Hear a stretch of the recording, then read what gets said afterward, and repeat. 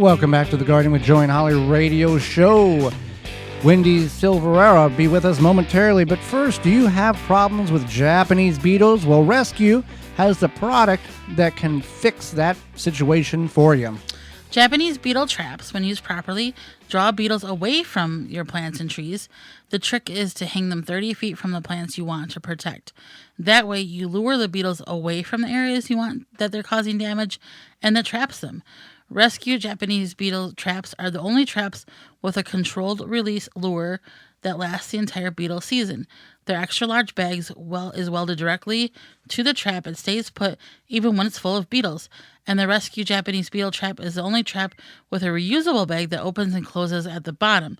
So if beetle season is a bad one, you just open, empty, keep trapping the beetles with the same trap. Like all Rescue products, they're made in the USA.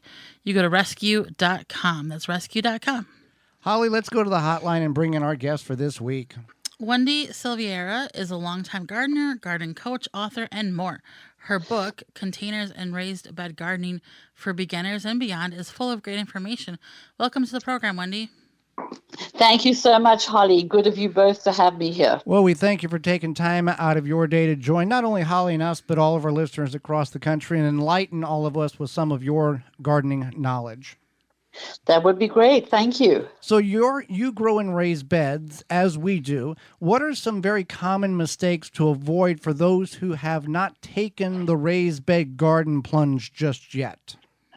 Joey, the benefit of hindsight. Well, first thing, and there are more than these, but I have about 4 or 5 hot issues which I would really like to share with your listeners.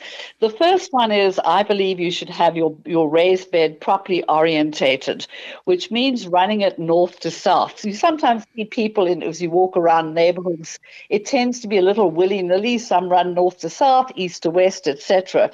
But if you run them north to south, the entire bed will receive the maximum amount of sun.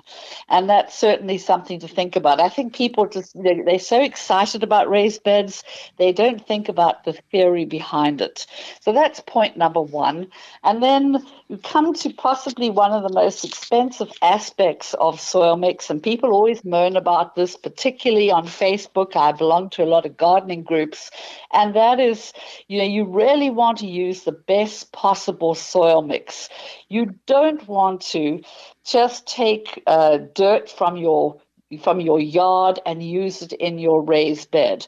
Ideally, you want your raised bed soil mix to be light, airy, what we call lofty. It's this wonderful word, sounds like a mattress, but the raised bed soil mix should be lofty, full of air, very loose, allowing roots to move through it really easily. And if you're going to do that, it is on the expensive side. And you can use a really wonderful thing is to use Mel's Magic Mix. He's of Square Foot Gardening fame. Maybe we'll get to that later. And essentially, it's equal parts compost, peat, and perlite. And as I said, a bit on the pricey side, but so much better. If you can't go that route, there are alternatives, but that is the ideal. Then you want to consider the size of the bed. So let's look first of all at the width. You don't want to go wider than 4 foot because the idea is you can access the center from any point outside the bed. And assuming the bed's not running up against a wall, the average person should be able to reach the center of the bed. If you think you're not going to be able to, then reduce that width to, let's say, 3 foot. But don't go wider than that, because what's going to happen is the only way you're probably going to be able to access the center is you're going to have to climb into the bed. The minute you do that, you compact the soil. Your lovely, light, airy soil has then changed. And then a fourth factor is ensure that the raised bed is deep enough. And there are varying views on this. Personally, I always recommend, if people are able to go this route, to go 12 inches. That will accommodate most vegetables with the possible exception of asparagus. And But it will allow you to grow really long carrots, for example. And remember, whatever depth of raised bed you go, you want to leave at least 2 inches at the top to accommodate your mulch, because that's really important, especially where I am, and we have to really conserve as much moisture as we can. And then a hardy annual, the fifth factor that I must just mention is make sure that you protect your raised bed against anything, any type of rodent like a mole, vole, or the bane of our existence here, gophers.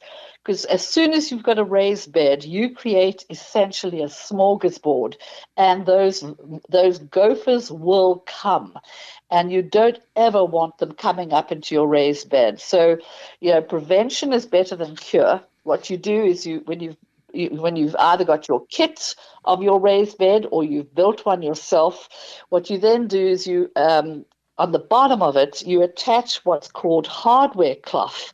Now, if ever there was a misnomer, hardware cloth is it, because it sounds like fabric. It is actually galvanized mesh with an aperture of either a quarter or half an inch.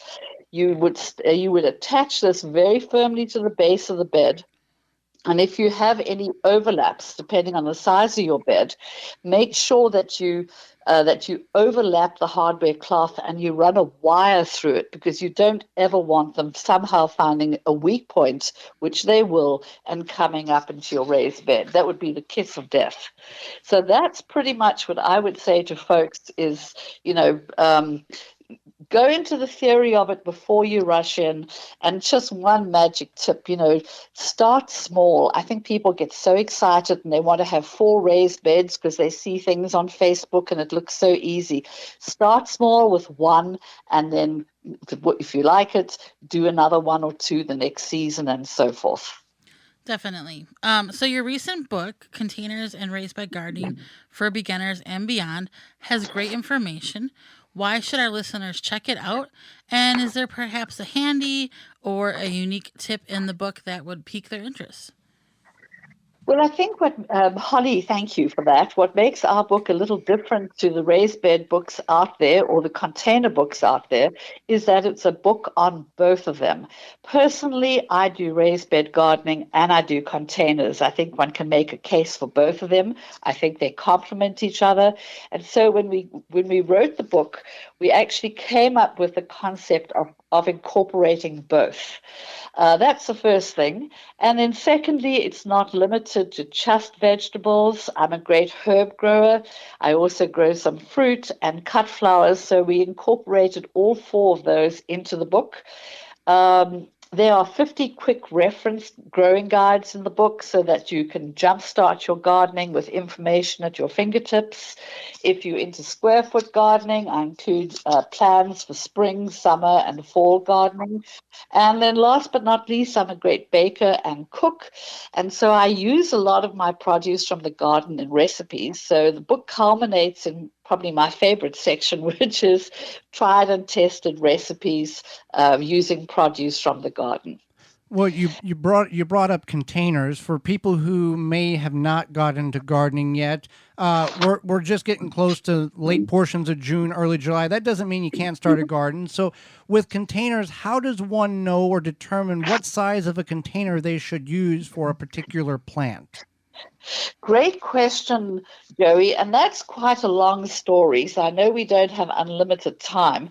So, with your permission, I'd refer people to either the book, in which I go into quite a lot of detail, and I also have just published a blog on it recently, in which I distinguished between cool season, warm season, fruit, herbs, and the ideal requirements for, if you're in a container, how many plants you can get into a container, because I think that's always the key question beginner gardeners want to know: how many can I put in? And I think they probably tend to plant them too closely. So I hope that the folks your listeners may go and look at the blog and see that. But as a rule of thumb, what I would say is the larger the pot, the the better. That's what I've always done. And people will argue that, you can grow something in a smaller pot than maybe what I said in the blog, and that may be true. But in order for the plant to really thrive, you want a pot that can fully accommodate the roots. So there's a difference between the plant does okay and the plant does really well. And just to bear in mind that small pots dry out really quickly. So that's something also to be said for going for a larger pot. Well, you enjoy square foot gardening. What is square foot gardening, and why do you prefer this method so much versus a lot of the other methods of gardening? So square foot gardening, very close to my heart. It's a highly intensive method of raised bed gardening that basically allows you to leverage literally every square inch of your raised bed. If I think of pictures I see on gardening sites on Facebook and in different groups, people have masses of space between the plants. They don't do what's called interplanting. They don't plant closely. And I think, oh, they could get so much more in. Now, square foot gardening is a method of gardening devised by a guy called Mel Bartholomew, actually 40 years ago this year, in which your raised bed is divided into 12-inch squares.